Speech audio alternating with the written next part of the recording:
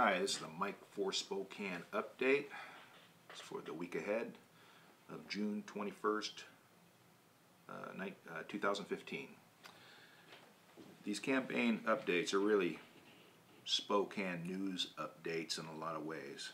And since I began my campaign, this will be probably my fourth update, I'm gathering quite a bit of material that's of interest to the citizens. So I'm going to break these videos up a little bit, and I'm going to focus primarily on law enforcement and transparency issues, and there's a bunch of that current news that have broke this past week that really needs to be addressed now.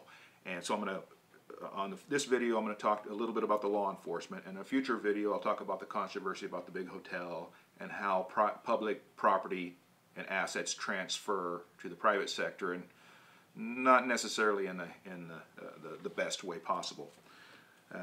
First, on the law enforcement. Now, for those of you that may be just catching, haven't seen some of the earlier videos, there's an issue with police driving too fast in neighborhoods without their lights on.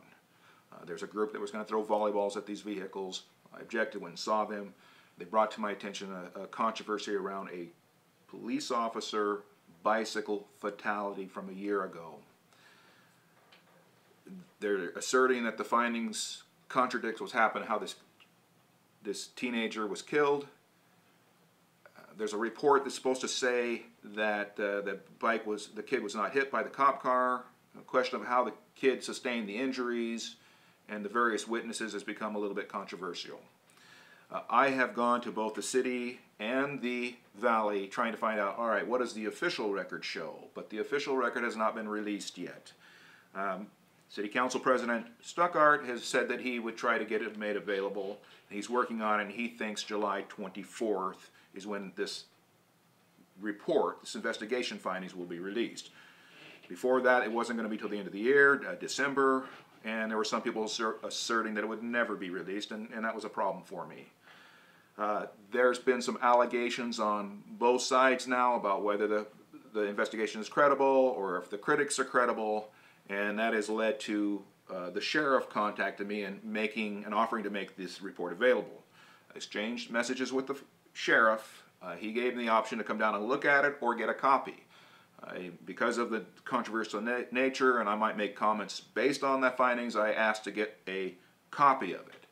He had me talk to staff, who was pretty agreeable, who referred me to an informations officer, a public resource information officer, who sent me back to the city. That was kind of the problem. I was having a problem. It was slow with the city. I was hoping to get it from the sheriff's office. It's probably best that I get it from the city, because I shouldn't be going to law enforcement about existing records, official records of their own activity. There should be an independent person. So in my email exchanges with the sheriff, it's now back to the July 24th date, unless I hear again from his staff, who was supposed to get a hold of me on Friday, said she was busy covering for someone else, and it might be a little bit longer, and I'm hopeful we can get a look at this record soon. July 24th is when we're going to make it available, but there's a question of how much will be redacted. That is a problem for me, because it's a kid on a bike and it's a police officer driving a car. There's no expectation of privacy here. It's on the public roads. Whatever happened. We need to know about it.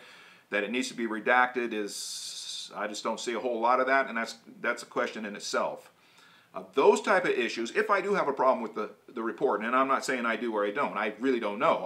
I do know that my city councils, the city councils of both the city and the valley, they don't know. They see nothing, they know nothing, right? Typically, it's the Ombudsman Committee was supposed to address these irregularities and see if things pass a smell test or not. But the recent controversy is the woman who was white but pretending to be black or whatever, who made national news, which is kind of a non-issue, really. It turns out that she was driving a whole bunch of irregularities coming from a report done by Winston Shea that was released this past week, causing the mayor and the city council president and ultimately the whole 6 of the 7 council people that were present to remove this woman from the Ombudsman Committee. They also asked for the resignation and received, they asked for resignation for 2 more committee members, received the resignation from one, and it granted a week extension for one that was not available or out of town. There's a big problem with this ombudsman thing because we've been wrestling with this police oversight, this independent citizen recourse for a decade now. And the results of this recent investigation basically says that this police ombudsman committee was a bit of a sham. And they were really not fair to police. They were hostile to police. They were driving political agendas, and they appear to have, they're trying to change laws through the city council. And we have a feeling that a lot of this sanctuary city stuff and a lot of certain things that we're imposing and not really best for our community are coming out of this ombudsman's kind of political belief, this committee, this group here. They were targeting individuals, really a mess. I thank the mayor and I thank the council for identifying a problem and trying to move quickly to resolve this thing. It is important that I communicate to these people that the city council that whatever committee or council or group or board that they elect is ultimately merely their proxy. They are ultimately responsible for their behavior. They're there so that you don't have to be. We can only elect our mayor and our city council people. We don't elect the people that you, the city council people, appoint. So I encourage the city council and the council president and the mayor to ignore the media, ignore all these second guessing, and just take responsibility for yourself and get somebody on that committee that you trust and that will look at it and keep you well informed accurately.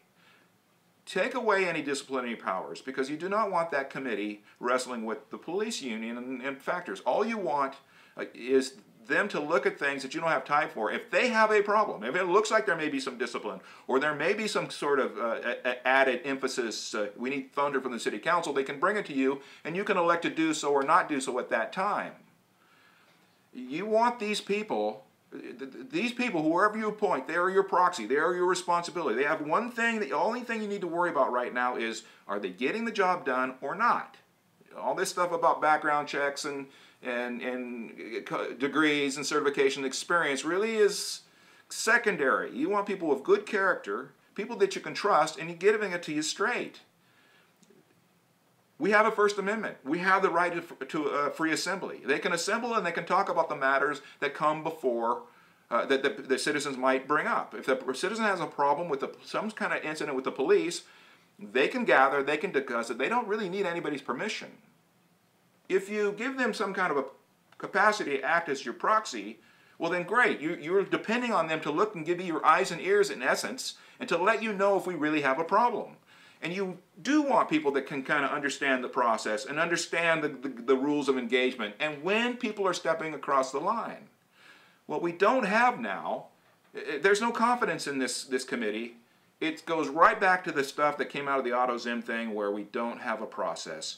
I think that this mayor and the city council and the city council president together can solve this problem now, in the next 30 days. If you can't find someone to sit on the committee and get an ombudsman, sit on it yourself. Nothing says the mayor and the council president or any city council president can't sit on this committee because it's ultimately one of your primary duties is public safety. And we need a good independent hearing of these matters. We do not need someone that's already biased against the police, has been hostile and attacking because there's no credibility here. It's not fair to the police. I urge the council, I urge the president, the president of the council, and the mayor to take swift action here and no more excuses. Don't worry about what the media, the talk radio, the paper, or even what the state and the federal government think. It's our responsibility. Take charge. You can do this, and I thank you for trying.